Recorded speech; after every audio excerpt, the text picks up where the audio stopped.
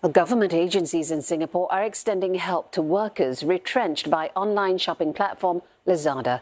Digital Industry Singapore, or DISG, says it is working closely with Lazada to assist workers in finding other jobs. Now, CNA has not yet been able to verify how many are affected. DISG adds that companies have to decide how to best position their business and workforce in light of current economic conditions. But it emphasizes that Asia's digital economy continues to expand and that Singapore's tech sector has growth potential, with global companies continuing to invest and create new jobs in Singapore.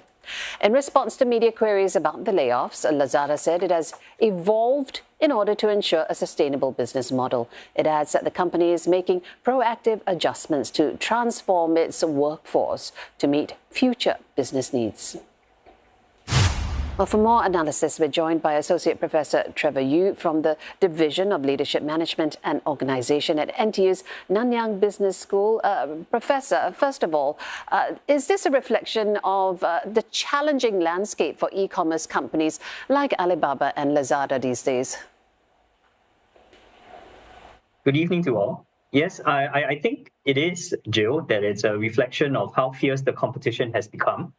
On one end, there are macro challenges that have to do with the other e-commerce platforms that have come into the market since Lazada was founded. But also, we have to think about the competition that's coming from the regional players. Like there are a couple of sites also in Indonesia. On the customer side, it's also becoming more and more challenging because of the increased expectations that customers have in terms of what their goods and their services and their level of engagement with these platforms should be delivered and required. So overall, it's a very competitive landscape, and I think that Lazada is taking steps to try to adapt to it. Professor, we could say Lazada, as you have just done, is putting a positive gloss on this. It is adapting. It says it's just part of becoming more sustainable. But how would you assess the impact of this latest round of layoffs on Lazada itself? Well, in direct response to the statement, yes, it is a common response because it for companies that are hoping to pivot and to adapt to new competitive pressures. The response does offer the company more flexibility in how it wants to reorganize and how it wants to pivot towards a new competitive strategy. But on the other hand, I think that we should also look at the impact that the response could be having on the remaining employees that Lazada has. So I can expect that there'll be a significant amount of uncertainty, especially with regards to their own jobs, as well as the overall leadership instability that the company has been experiencing in the past few years. So I think that there are both positive and negative aspects of that. It's interesting because the Digital Industry Singapore has come in to say that they're going to help out with the people that have lost their jobs. That's interesting because no one's disclosed how many people have lost their jobs at this point yet. So we've got EDB, ESG, IMDA saying that they'll help those who have been laid off by Lazada. What does this say and what challenges do you think they'll face? I think with regards to the individuals that are actually directly have been affected by these layoffs, it says that they are in a career and a vocation and a market space that is very fast moving, and that as individual professionals themselves, they have to adapt fast in terms of the skills and capabilities and knowledge that the industry has to keep up with.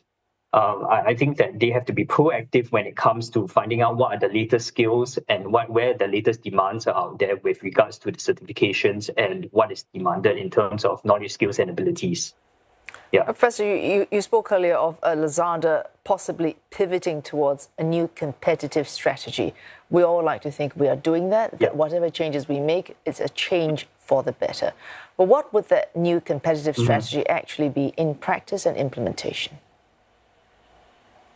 Yeah, the key word there is possible because they have been quite vague in terms of what their new strategy or level of engagement with their customers are going to be.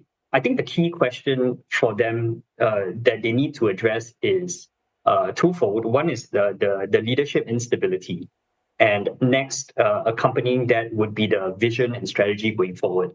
So the key question for them is, how is Lazada going to differentiate themselves from the competition, specifically in terms of what they're going to offer their customers that is significantly better for both their customers and their suppliers than the competition. And with regards to that, there's little details that have been released.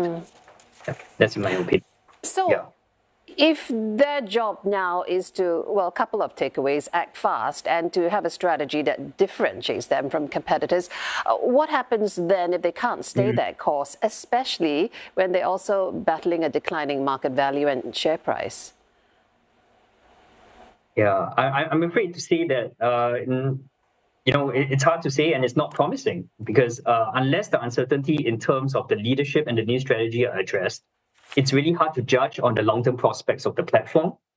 And we've seen, similar instances, not necessarily in the region, but globally, once such platforms become non-viable, they're just sold off.